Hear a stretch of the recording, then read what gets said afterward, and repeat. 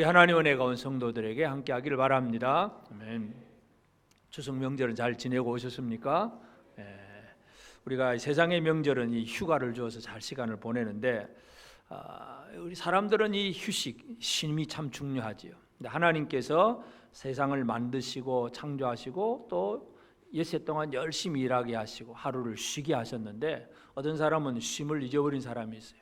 자기가 모든 걸 다 하겠다고 생각하는 사람은 쉼을 잃어버렸는데 이제 이사야 40장 12절부터 오늘 26절까지 말씀을 읽었는데 너희는 내 백성을 위로하라. 하나님의 백성을 위로하라 그랬어요. 그래서 하나님의 백성은 하나님의 위로를 받는 백성인데 그런데 그 하나님의 백성들은 꼭 알아야 될 것이 있습니다.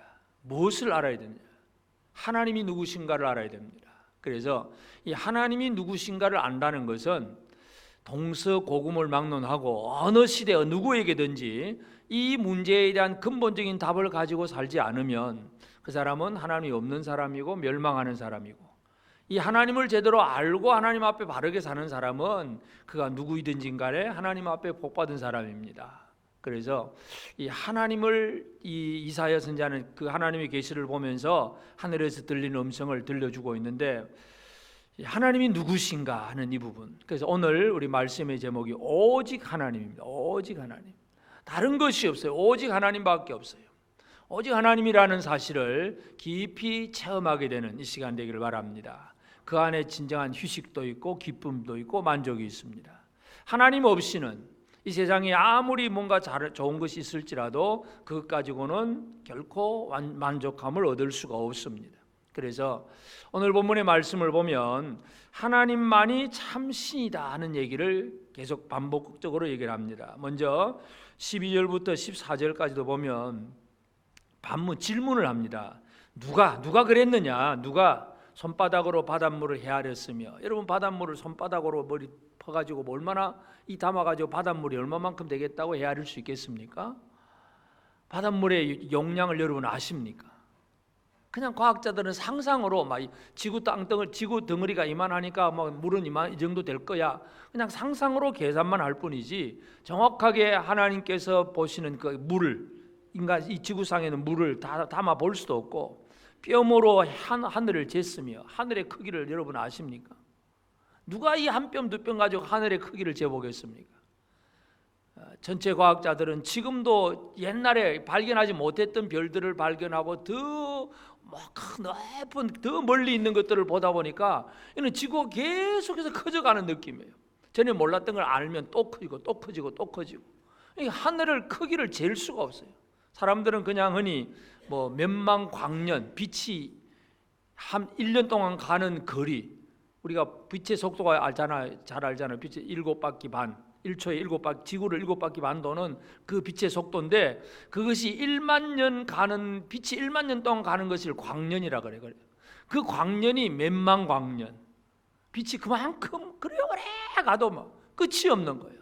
그 우주를 누가 뼘으로 재봤느냐? 아무도 대답할 사람이 없다는 얘기잖아요. 땅에 티끌을 대에 담아 보았느냐? 이 땅에 있는 티끌을 대에 담아서 이 티끌은 지금 몇 톤이든지 부피가 얼마만큼이든지 그거 재본 사람이 있느냐? 접시 저울로 산들을, 막대 저울로 언덕들을 달아보았으랴. 이 산 언덕들 이 무게가 얼마일까? 여러분 누군가 그거 다 달아보셨습니까? 사람은 아무리 해도, 인간이 아무리 과학이 뛰어나고 뭔가 해도 이걸 완벽하게 뭔가 해결할 길은 없어요.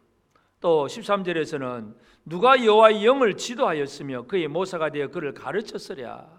하나님을 가르칠 자가 아무도 없다 그 말이에요. 누가 그의 모사고 누가 하나님의 영을 가르쳤겠느냐? 하나님을 가르치는 자가 있다면 그가 더 하나님보다 더 높은 자가 되는 것인데, 하나님께는 그렇게 의논의 대상도 없고 가르쳐줄 자도 없는 하나님만이 진짜 하나님이라는 사실이고, 또 14절에도 그가 누구와 더불어 의논하셨으며 누가 그를 교훈하였으며 그에게 정의의 길로 가르쳤으며 지식을 가르쳤으며 통달의 도를 보여주겠느냐? 정의, 지식, 통달의 도, 이 도를 하나님 앞에 가르친 자가 누구냐 이거예요. 아무도 없다, 지금 그 얘기하는 거예요. 다시 말해서 이 이사야 선지자가 지금 이 본문 속에서 강조하는 것은 하나님의 지혜의 완전함입니다. 하나님의 지혜는 완전합니다. 이 세상의 모든 것을 아시고 우주 전체 모든 것들을 다 아십니다. 사람들은 모르기 때문에 그냥 어떤 설, 어떤 론, 이론, 예를 들어서 빅뱅 이론, 빅뱅은 이 지구가 도대체 언제 생겼느냐 모른다. 그래서 막 사람들이 막 자기 나름대로 추측을 하고 추론을 해가지고 가설을 만들어냅니다. 옛날에 뭔가 이 조그마한 한 덩어리가 있었는데 이게 어떤 에너지에 힘에서 팍 커져가지고 터져가지고 그게 막 커지기 시작해가지고 그래서 별도 생기고 달도 생기고 막 지구가 생기고 막 우주가 지금도 빅뱅 커져간다. 이 과학자들은 상상이 그 정도밖에 안 되는 거예요. 왜냐하면 하나님의 창조를 모르고 인간의 머리로 뭔가를 해결하려고 하니까 빅뱅 이론 뭐 이렇게 만들어내고 뭔가 계속 진화하고 뭐 몇 억 년 전에 뭐가 어떻게 되고 전부 그런 얘기하는 거예요. 인간의 지혜는 그렇습니다. 이 하나님을 안다는 것, 이 지혜, 완전한 지혜를 가진 하나님을 안다는 것, 이거 우리의 신앙인데 욥이 그런 얘기를 합니다. 욥기 28장 23절부터 보면 하나님이 그 길을 아시며 있는 곳을 아시나니 이는 그가 땅끝까지 감찰하시며 온 천하를 살피시며 바람의 무게를 정하시며 물의 분량을 정하시며 하나님은 모든 것을 다 아세요. 바람의 무게를 정하십니다. 여러분 바람의 무게가 있겠습니까?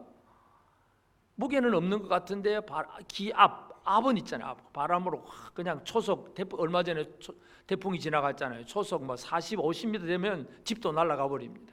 그럴 정도예요. 뭔가 이 바람이라든지 뭐 물이라든지 모든 것들은 하나님이 다 하신다. 욥은 그렇게 고백을 하고 있어요. 완전한 지혜, 하나님의 지혜에는 누구도 무엇이든지 더할 것이 없다는 것. 그래서 우리가 진짜 지혜가 어디에서 있느냐, 어디에서부터 나오느냐 하는 것을 잘 이해해야 됩니다. 그래서 첫째가 하나님은 어느 누구도 그에게 가르칠 자가 없는 완벽한 완전한 그러한 지혜의 하나님이라는 것을 얘기합니다. 그 다음에 이제 15절부터 보면 보라 그에게는 열방이 이 세상의 모든 나라들 강대국들 제국들 열방이 통에 한 방울 물과 같고 저울의 작은 티끌 같으며 섬들은 떠오르는 먼지 같으리니 여러분 우리가 지금도 국제 정세를 바라보면 뭔가 힘 있는 나라 뭐 그런 얘기 많이 하잖아요. 미국, 중국 뭐 우리 주변 사람들이 그런 얘기를 많이 합니다. 성경의 고대 역사도 다 마찬가지예요. 아수르 제국이라든지 바벨론이라든지 또는 페르사 제국이라든지 헬라, 로마 제국 하여튼 이 세계 역사의 굵직한 세계 제국들 그 나라들이 있는데 하나님은 그 열방을 뭐라고 얘기하냐면 통에 한 방울 물이다. 통에 한 방울 물이라는 것은 물이 있다는 거예요, 없다는 거예요? 여러분 통도 뭐 조그만 컵 하나 차를 마시고 그냥 컵을 씻었어요. 물 뒤집어 엎었는데 그 뒤집어 엎는 동안에 그 한 방울 물이 그 컵 속에 있습니까, 없습니까? 뒤집어 놓고 보면 또 한 방울 물이 그 안에 있는 것 같아. 그러나 그건 없는 거예요. 하나님은 이 열방의 모든 강대국이라고 하는 것들이 있는 듯 없는 듯 그냥 없는 것처럼 친다는 얘기예요. 저울의 작은 티끌이 무게가 달리겠습니까? 계산이 안 돼요. 하나님 앞에는 열방이 그렇다는 얘기예요. 떠오르는 먼지 같다. 아무것도 아니라는 얘기잖아요. 열방은 세상 열방들은 자기 나라를 강하게 만들고 무기를 만들고 뭔가 많은 것들을 이 국방이라든지 경제라든지 이런 것들을 가지고 나라를 튼튼하게 만든다고 애를 쓰지만 그러나 진짜 하나님의 영광만이 완전하다는 것 이것을 우리가 이해를 해야 됩니다. 하나님은 이 열방이라고 하는 것들을 그냥 만들어내시는 하나님이세요. 하나님과 열방을 비교하는 게 아니고 하나님께서 한 사람을 통해서 열방을 만들어내시는 하나님이세요. 창세기 17장 5절 6절에 보면 이제후로는 내 이름을 아브라함이라 하지 아니하고 아브라함이라 하리니 이는 내가 너를 여러 민족의 아버지가 되게 함이니라. 내가 너로 심히 번성하게 하리니 내가 내게서 민족들이 나게 하며 왕들이 내게로부터 나오리라. 아브라함 한 사람을 통해서 민족이 나오고 왕이 나오는 거예요. 하나님은 이 열방을 만들어내시는 하나님이시 뭐 열방의 힘, 하나님 힘 이 두 개 비교하는 그런 비교 대상이 될 수가 없다는 얘기예요. 완벽한 영광은 오직 하나님께 있습니다. 세상의 왕들은 제국들은 자기 영광을 드러내기 위해서 얼마나 애를 많이 씁니까? 느부갓네살의 금신상처럼 이제 자기가 세계를 지배하니까 자기 금신상 하나 만들어 놓고 전부 절하라 그러잖아요. 절. 북한에 가보면 김일성 동상이 뭐 3만 개 이상인가 하여튼 곳곳마다 마을마다 우상들이 가득합니다.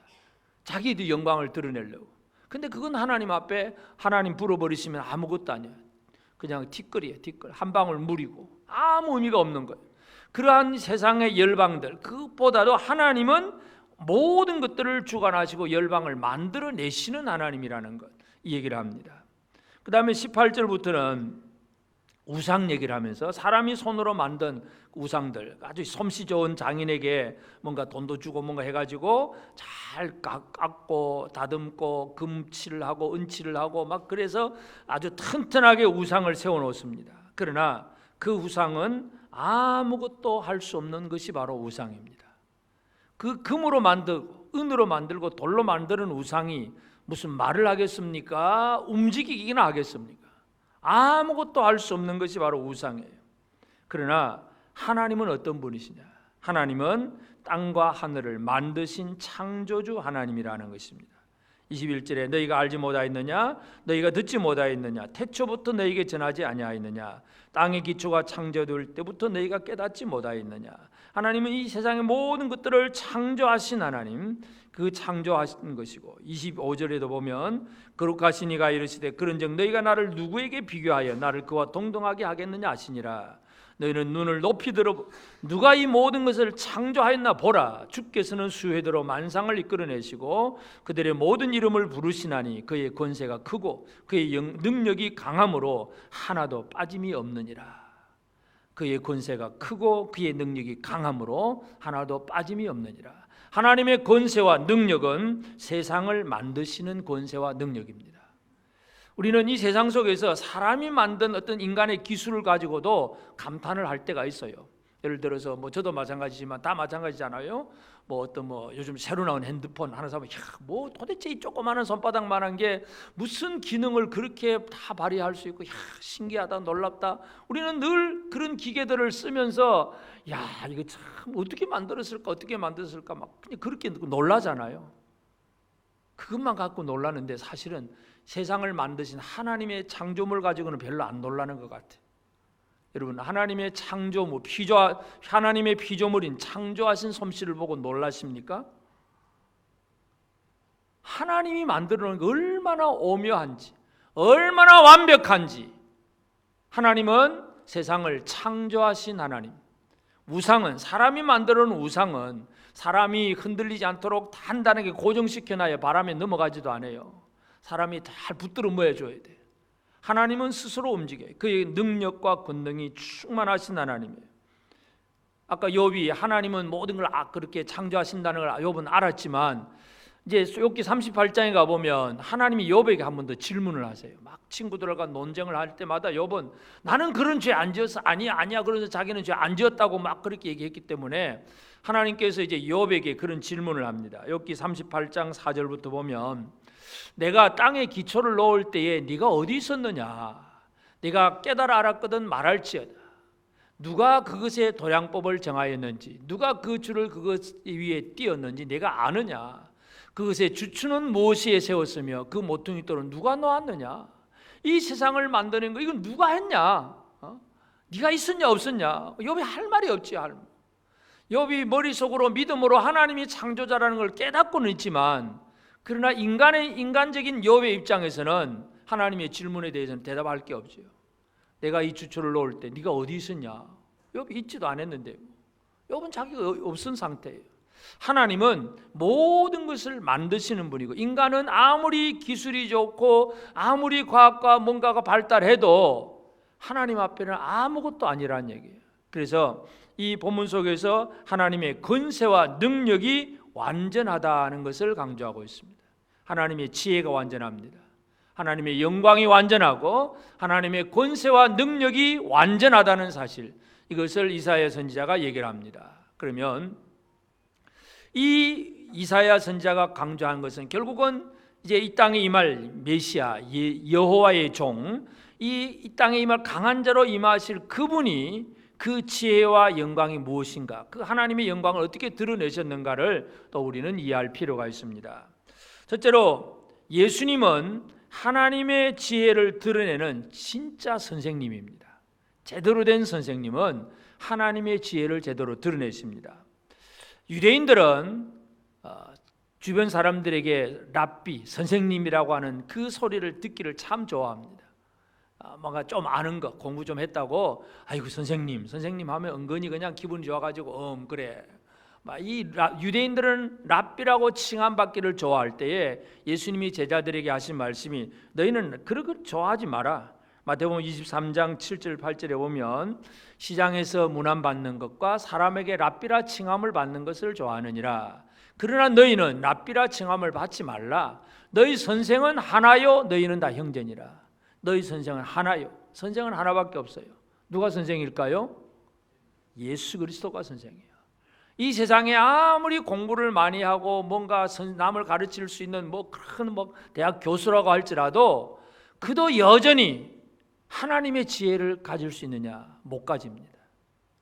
물론 자기가 공부한 어떤 한 부분 전문 분야에 대해서는 남들보다 좀 많이 안다, 좀 더 앞서 안다, 그런 개념 속에서 학자가 되고 박사가 되어서 가르칠 수는 있겠지만 하나님의 지혜를 아느냐고 물어보면 그걸 아는 사람은 없습니다. 예수 그리스도는 어떤 선생님이냐면 하나님을 제대로 보여주는 사람이에요. 하나님을 가르쳐주는 사람.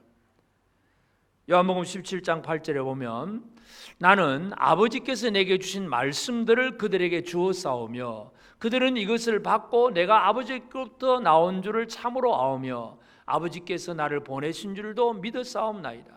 예수님 하신 게 뭐예요? 내게 주신 말씀들, 아버지가 아들에게 주신 그 말씀들을 제자들 그들에게 주었사오며 하나님이 주신 말씀들을 제자들에게 제대로 전달하는 것이 바로 진정한 스승입니다. 그러니까 율법자들, 이 바리새인들이나 그 당시의 서기관들, 대제사장들 문자적으로 율법이라고 하는 그 구약의 신명 율법은 머릿속에 다 있고 문자적으로 율법을 달달달달 외우기는 하지만 하나님의 마음, 이 율법을 주신 하나님의 의도, 하나님의 뜻에 대해서는 보여주지를 못하잖아요. 그러니까 늘 주님 말씀하시듯이 살인하지 말지니라. 사람만 안 죽이면 돼요. 이 율법은 문자적으로는. 근데 예수님 뭐라 그럽니까? 형제를 미워하는 그 마음 자체가 벌써 남을 죽인 것이고 그게 오히려 지옥에 들어가는 거다. 예수님의 가르침이 그것이에요. 그거 뭐냐면 하나님의 뜻을 제대로 가르쳐주는 분이 바로 예수 그리스도밖에 없고 그분은 오직 한 분 선생님입니다. 우리는 흔히 낯선 사람하고 그냥 또 대화하고 호칭이 좀 어색할 때는 아이고 선생님 그렇게 얘기를 하긴 하지만 그는 그런 어떤 호칭일 뿐이지 진짜 선생님이라고 나의 삶의 인도자가 되고 가르쳐줄 분이라고 고백할 수 있는 스승은 예수 그리스도밖에 없습니다. 여러분의 인생의 스승은 예수님밖에 없습니다. 어디 가서 배워야 될까요? 어디 가서 예수님을 배워야 됩니까? 결국 예수님이 주시는 것이 말씀이잖아요. 말씀. 하나님의 말씀을 제대로 읽고 듣고 배울 때에 우리는 제대로 가르침을 받는 사람이 됩니다. 하나님의 지혜를 예수 그리스도는 보여주셔서요. 또 이 하나님의 그 영광, 하나님의 영광이 완전합니다. 세상의 열방들은 자기 나름대로 영광을 많이 만들어내잖아요. 그래서 대형 건축물, 그리고 북한의 사진들 한 번씩 보면 막 큰 잘 못 사는 사람들 뒷골목에 있는 거 다 빼놓고 큰 건물들만 보여주잖아요. 그런 때 체제를 선전하기 위해서 무슨 인민궁전, 소년궁전 이런 가지고 하여튼 거대한 건물들. 이 세상의 모든 열국들은 왕국들은 전부 뭔가 눈에 보이는 크고 화려한 것들을 보여주려고 애를 씁니다. 그것이 영광이라고 생각하기 때문에 사람들은 그것이 영광인 줄로 또 착각하고 넘어가는 거예요. 그리고 사탄의 그 전략 중에 사탄의 시험 중에 마지막 세 번째 예수님을 향한 세 번째 시험이 뭡니까? 천하만국 영광을 보여주잖아요. 마태복음 4장 8절 9절에 보면 마귀가 또 그를 데리고 지극히 높은 산으로 가서 천하만국과 그 영광을 보여 이르되 만일 내게 엎드려 경배하면 이 모든 것을 내게 주리라. 이 천하만국의 영광 다 보여주면서 이거 나한테 절만 하면 다 주겠다. 이게 사탄의 마지막 시험입니다. 사람들은 영광을 얻기 위해서 얼마나 지금도 애를 쓰고 있습니까? 세상의 영광, 하나님 영광이 아닌 세상의 영광, 좀 더 남보다 뛰어나고 또 남보다 뭔가 좀 있는 것 같아 보이고 한 자리 하면 뭔가 대통령이 되고 장관이 되고 그러면 좀 더 영광스러워지고, 뭔가 이 영광스러워지려고 얼마나 사람들이 많이 애를 써요. 천하만국 영광, 이건 사탄이 준다고 얘기해요. 근데 예수님은 대답이 뭡니까? 그 다음에 10절에 보면 이 예수께서 말씀하시되 사탄아 물러가라, 기록되었으되 주 너희 하나님께 경배하고 다만 그를 섬기라. 하나님만이 영광을 받으실 뿐이다. 천하만국 영광이 아니고 하나님만이 영광이시다. 이것이 바로 예수님의 대답입니다. 예수님은 진정한 영광이 뭐냐를 얘기합니다. 사람들은 눈에 보이는 영광스러움에 대해서 참 놀라고 또는 부러워하고 그걸 또 은근히 추구하고 그렇게 영광스러워지려고 애를 많이 쓰잖아요. 그러나 진정한 영광은 하나님께 있습니다. 그 하나님을 향한 경배와 찬양, 이것이 진짜 할 일이라는 것을 예수님이 다시 한 번 더 보여주셨습니다. 그래서 이 세상의 영광은 이 사탄이 다 줄 수 있다고 큰 소리 치는 거예요. 그거 얻어보려고 그게 삶의 목적이 되면 사탄에게 넘어갈 수밖에 없습니다. 뿐만 아니라 이 예수님은 이 하나님의 권세와 그 능력의 그 완전함, 권세와 능력으로 이 세상을 하나님께서 창조를 하셨는데, 예수님은 창조주이고 그리고 세상을 다스리시는 통치자로 지금도 만물을 붙들고 계십니다.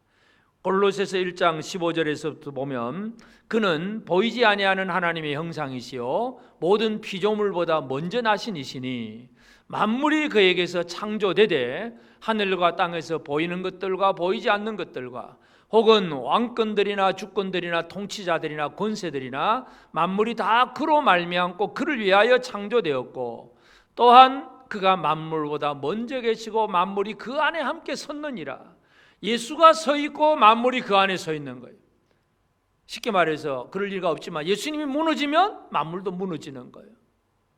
예수 때문에 만물이 사는 거예요. 세상 만물은 사람들이 만들어내고 멋있게 화려하게 만들어내지만 이 세상의 모든 것들은 예수님 손에 달려 있습니다. 그가 창조하셨고 그를 위하여 창조하셨고 그가 지금도 다스리고 계시고, 여러분 이 세상은 누가 왕이십니까? 예수 그리스도가 지금도 왕이십니다. 이 사실을 믿으십니까? 지금도 예수 그리스도가 왕이세요. 이 왕의 명령을 제대로 믿고 실천하느냐 못하느냐, 이것이 우리의 삶의 가장 숙제예요. 왕이신 예수님의 말씀을 철저하게 믿고 순종하십니까? 왕의 명령대로 잘 사십니까?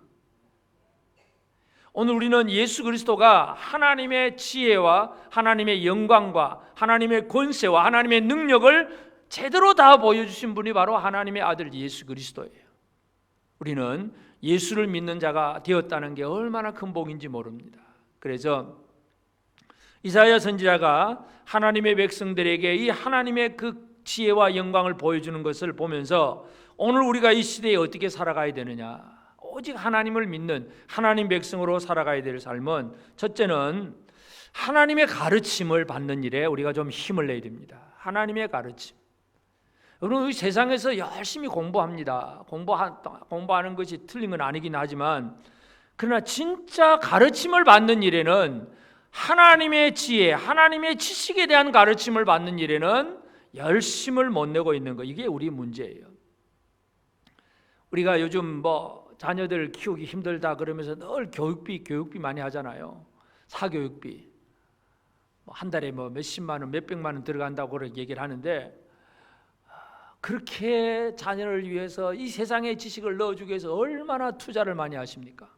그런데 우리의 자녀들이 하나님의 지혜를 배우는 일에 얼마나 투자를 하십니까?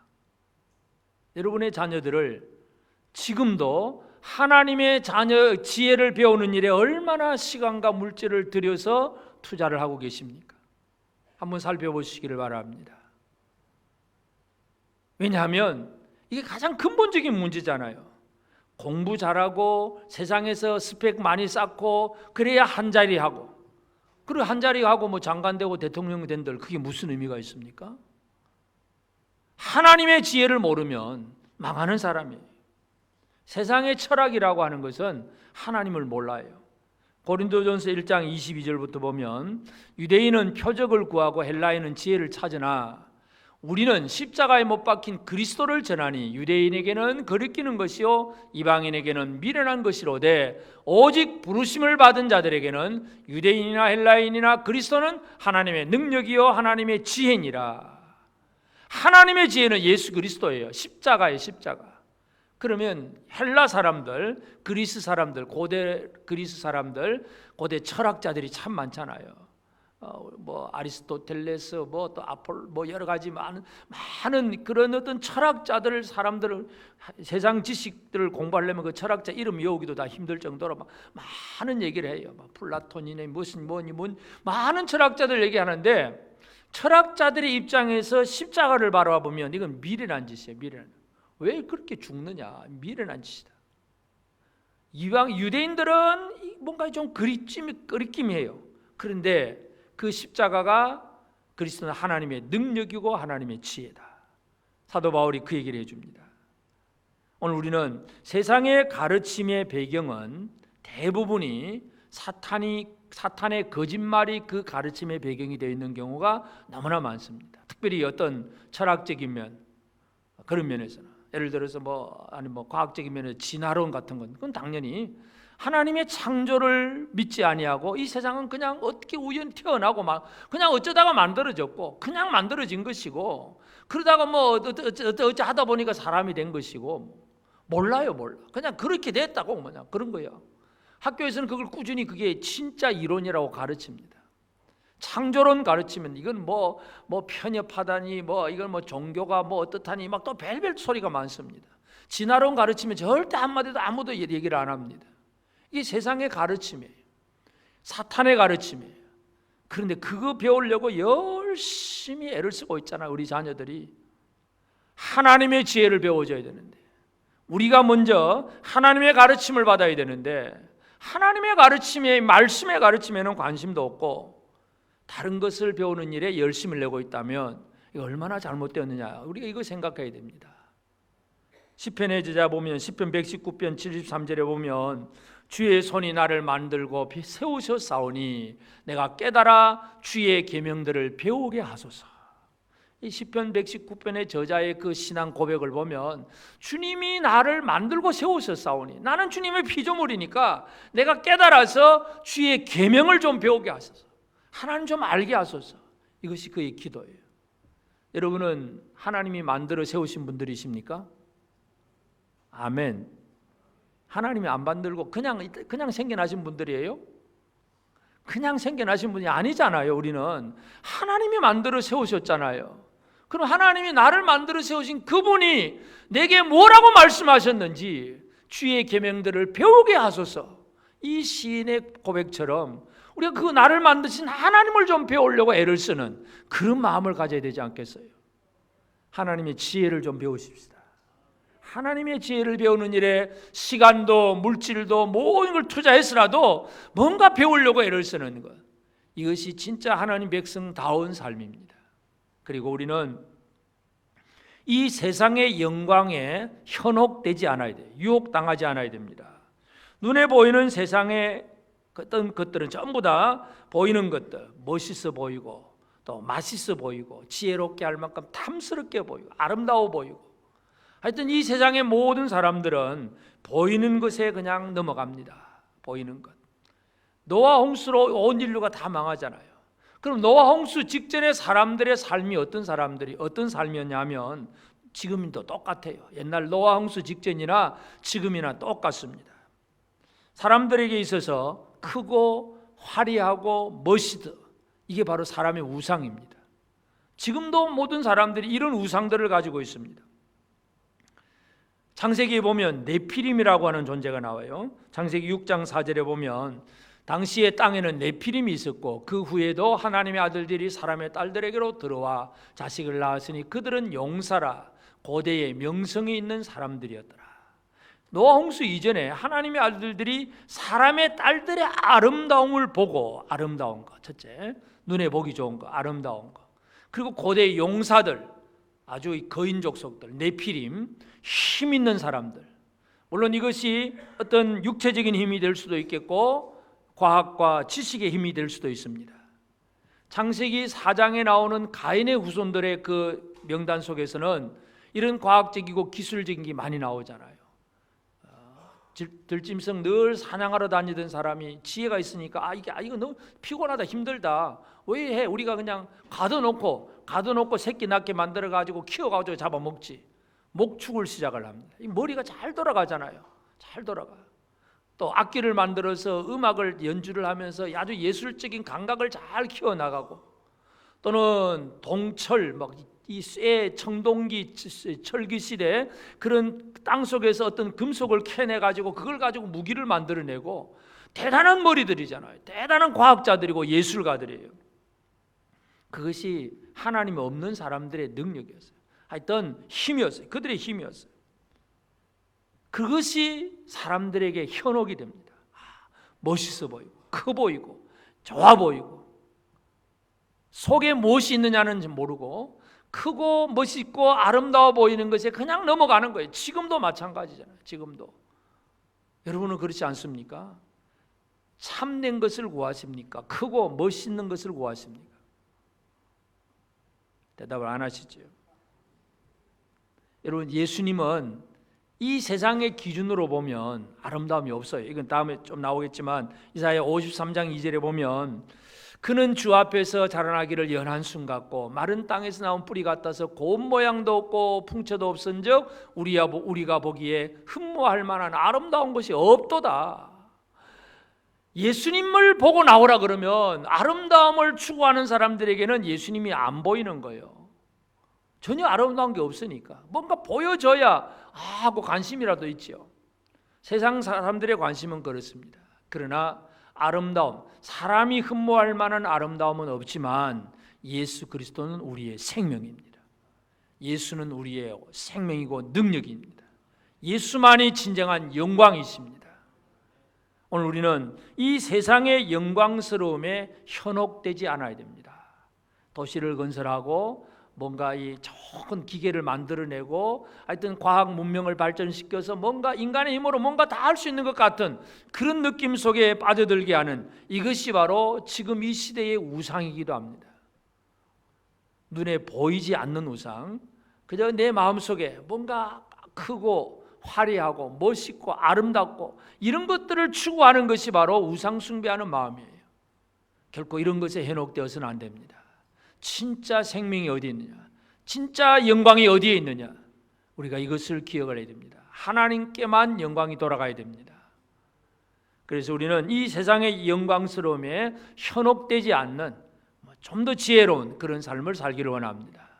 뿐만 아니라 이제 우리는 하나님의 그 능력을 신뢰하면서 하나님의 사명을 우리가 감당해야 되겠습니다. 주의 백성들에게 지금 이 하나님 얘기를 하는 것은, 이 포로에서 돌아와서 회복된 하나님의 백성들에게 하나님이 누구냐 하는 것, 지금 얘기하는 것은 하나님은 능력의 하나님이라는 얘기예요. 이 능력의 하나님을 제대로 알고 그분과 함께하면 하나님의 뜻을 이룰 수 있지만 인간의 능력으로 열심히 하는 것 가지고는 안 된다는 것을 얘기합니다.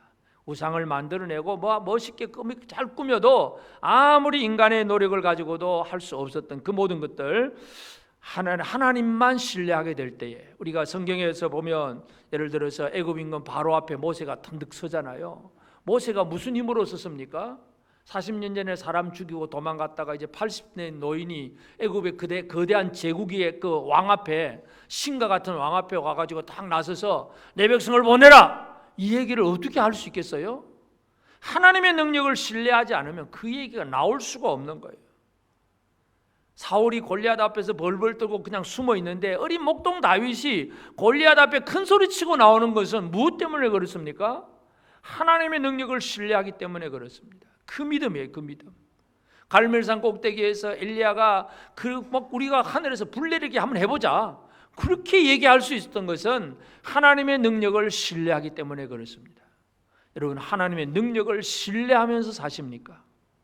지금 당장 눈앞에는 보이는 게 없어요. 지금 당장 눈앞에는 뭔가 해결된 게 아무것도 없어요.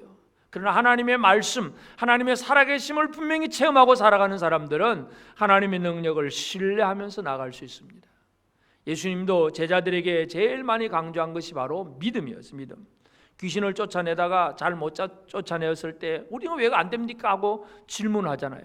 그때 예수님 대답이 뭐였습니까? 마태복음 17장 20절에 이르시되 너희 믿음이 작은 까닭이니라. 진실로 너희에게 이르노니 만일 너희 믿음이 겨자씨 한 알만큼만 있어도 이 산을 명하여 여기서 저기로 옮기라 하면 옮겨질 것이요 또 너희가 못할 것이 없으리라. 어른의 믿음은 작은 믿음이라도 가지고 계시지요. 아멘.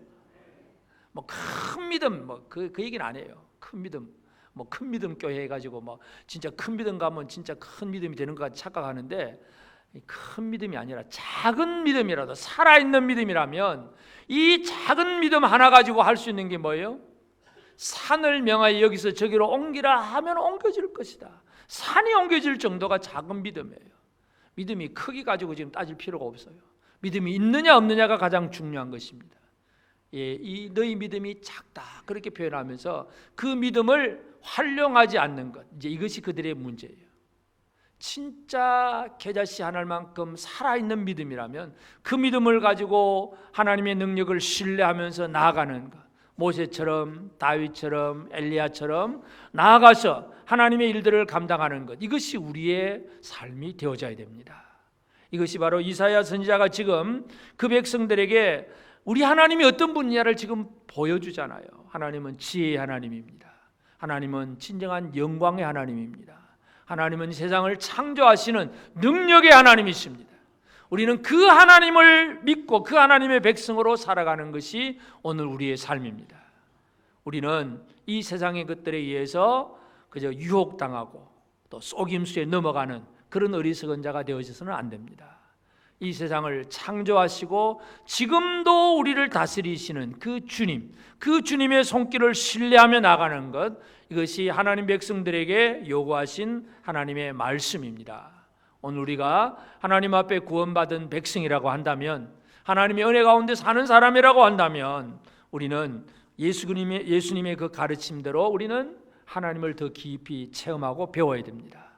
그리고 진짜 영광은 세상의 영광이 아니라 오직 하나님께 영광이 있다는 것을 알고 하나님의 능력을 신뢰하고 나가서 하나님의 사역을 잘 감당할 수 있는 저와 여러분의 모든 삶이 되어지기를 바랍니다. 아멘.